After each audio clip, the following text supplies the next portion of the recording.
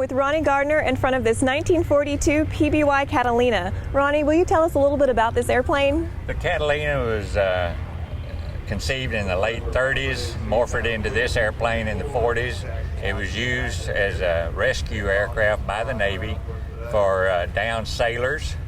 Then after the war, they were mustered out of the service, and they turned them in, a lot of them, into fire bombers up in Canada and the U.S., and a few like this one were converted to the executive interior. So the folks go to their lake house or go fishing, whatever they want to do, go to the ocean, and then that was sort of phased out, and there's a few of them on the air show circuits now. And Connie Edwards, owner of this one, Big Springs, Texas, All right. Is here. Would you like to go inside and meet him? Oh, absolutely. Well, let's go. Okay. We're here with Connie Edwards, the owner of the PBY Catalina. Connie, why don't you tell us a little about the plane and the different modifications that you've done to it? Well, actually, I didn't do anything to this one. There was a character out in California named Bob Franks, and he joined up with us on this reenactment of the first crossing of the Atlantic, and he had put $3 million into this thing, and he wasn't much of a pilot. He landed down at Corpus Christi. It looked like a disaster, and I told the admiral, said, "You better let me send one of my pilots over to fly that thing." "Oh no, we don't want to cause any embarrassment." And I said, "Well, that fellow's going to embarrass you, I'll tell you." Well, landed there, came in too fast in Plymouth, England, and water looped it, knocked the right wing off, and it sank. And so, and I ran into the admiral later, and I said, "Well, what did I tell you?" He said, but so he'd had $3 million in this thing, and so they put another wing on it, ferried it back to Canada, and put another $2 million into it instead of getting just another PBY and, and starting over. So, and I saw it several years later, and I traded a P-51 for it. So I had a whole bunch of P-51s, and they wasn't all that valuable then. And so that's pretty much story. Yeah, Ronnie was telling us it's a little bit of a party boat, and I've heard that you have a really awesome sound system. It is.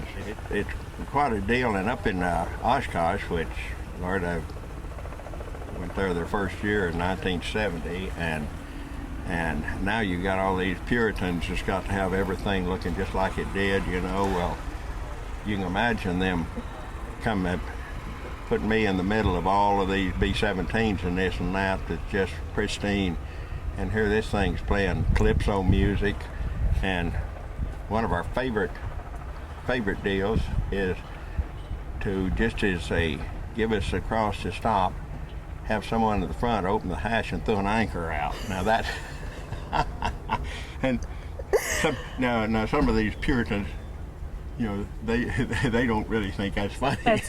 They're not having as much fun as you are, and they're jealous. That's right. So, but there's a bunch of good ones in there too. And so, when P-51s got over $100,000, you got the Puritans in, and then went to $1 million. Then you got the Maserati class, and I don't associate with them anyway. So, Connie, why don't you tell us about your transatlantic flight? It was very interesting. We proved three things. We proved that the airplane was indestructible. We made God knows how many landings. And our livers was indestructible, and that you could survive on hors d'oeuvres for 35 days. That's what we mainly proved. Those are good things to know. Yeah. This plane, when it landed in Plymouth, the PBY is a very, very critical airspeed. You set it down on water at 73 knots. Every knot faster, it moves your center of gravity a foot forward. So the British manual says, they write good manuals. They said that if you land in excess of 75 knots, as you stand a chance of caving in your nose wheel door, but it says, but in any event, says you will waterloop with catastrophic results. Well, I think they sat down and looked about 80 or 85, and they waterlooped with catastrophic results. Well, I was in the pub, naturally, having a pint, and London Daily Mail called, and they said, Flight Commander Edwards says, what is your dissertation of what happened to the other aircraft? I said, well, it's pretty simple. I said the pilot didn't inventory his thumbs before he landed. Well, the next day in the London Daily Mail, the character didn't catch it, you know, and it had headlines, why Christ he didn't inventory his thumbs. Well, there was a whole bunch of people that did know.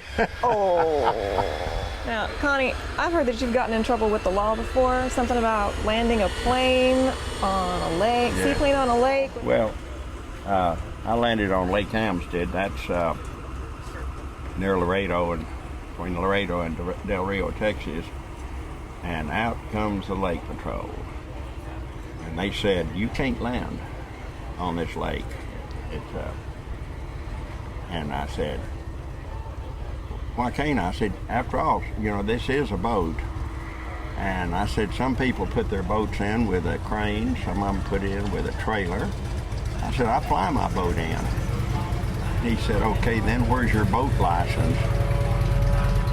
He got me. So consequently, he said, I'm going to give you a ticket. Now, which would you rather have? Being on the lake without permission or being on the lake with an unlicensed boat?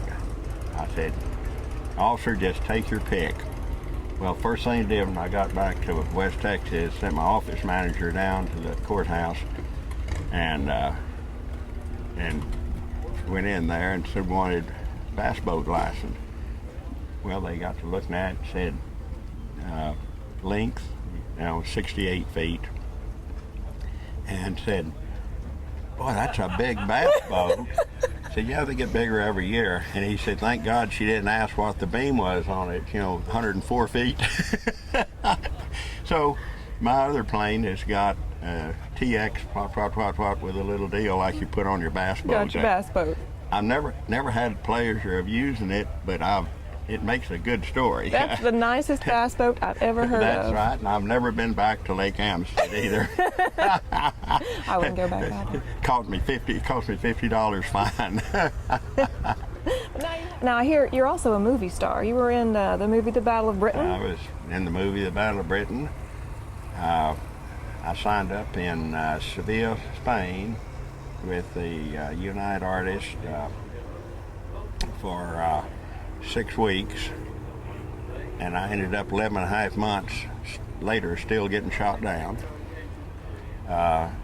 It became very obvious at the first of the movie that I was going to be a loser, whether I was flying the Spitfire or the Messerschmitt or what. I was one that always got shot down. Oh. And I was shot down 128 times for actual takes in the Messerschmitt. I didn't keep count, but the Brits did. and 75 times the Spitfire, and God, they lost count on Hinkle Bomber, how many times I... So, no, it didn't make any difference what uniform I was wearing. I was shot down. Well, thank you so much for meeting with us. Well, and, what a pleasure. I'll tell you what. It's been great sitting here talking to you. Well,